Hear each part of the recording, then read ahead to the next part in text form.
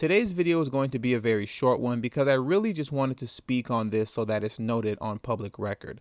And what I wanted to do today is very briefly discuss how Jim Clyburn is once again championing and celebrating the passing of another useless piece of hollow legislation for Black America. Now let's get into Clyburn's tweets. Pleased that my bill with Senator Chris Coons to commemorate the historic sites that contributed to the landmark Brown versus Board of Education case has passed the Senate. We must learn from our history to avoid repeating our past mistakes. The U.S. Senate unanimously passed legislation recently to commemorate the historic sites that contributed to the 1954 landmark Supreme Court decision, Brown v. Board of Education of Topeka.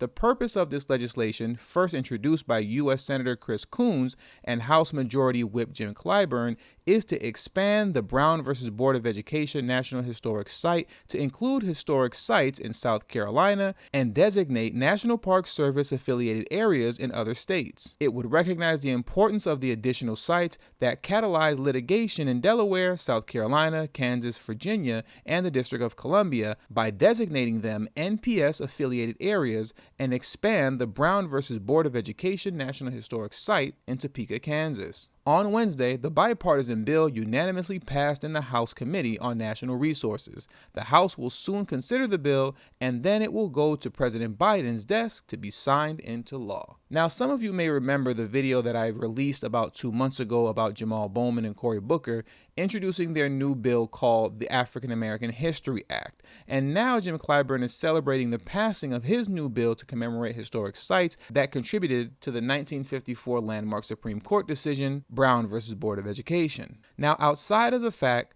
that all of this are simply very desperate ploys to gain Black voters in the upcoming midterms, the introduction and passing of these type of bills also serves its purpose by carrying on the good cop, bad cop con game behind Republicans supposedly wanting to eliminate Black history from school curriculums by way of labeling it critical race theory, while the valiant Democrats seek to preserve Black history to ensure that the past doesn't repeat itself. Now let me expose this con very quickly, and then we can all go back to our daily routines. 5 months ago, Senator Lindsey Graham posted this tweet stating, "Critical race theory being pushed by the left is one of the most divisive things imaginable. Parents throughout the country are right to rebel." Now that's a pretty strong stance to take on critical race theory. Yet when Jim Clyburn and Chris Coons' bill was introduced, Lindsey Graham was one of the first people to co-sponsor it. The legislation was crafted in partnership with the National Trust for Historic Preservation.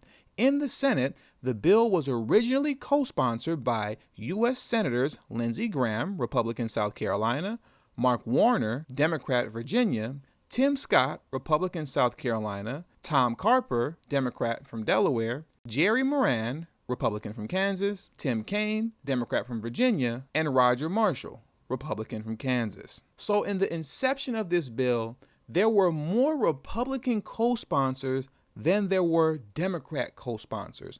One of the Republican co-sponsors being Lindsey Graham. Yet he's also the same man strongly advocating the end of critical race theory, which is proxy for Black history. Do you see how this is all one big game? They're all on the same team. And this is why we need to build up our own grassroots candidates like Marcel Dixon. This is also why I've been such a strong advocate over the past year and a half now on putting the emphasis on local politics, because that is a lot easier to control and costs significantly less to do as far as campaigning in your city, ward, or district is concerned. And if we're not focusing on doing these things, then we're all just simply wasting time entertaining ourselves on the internet. Very little to nothing is going to change with the current politicians that are in power. Unless you replace them with your own grassroots candidates, you can expect just about nothing to change. But at the same time, if you are as serious about change as we all would like to believe that we are, then we must make it a point to organize in our own city, states, district, and wards to take over local politics. Because it is through local initiatives and programs that you can actually create the most amount of change in the least amount of time.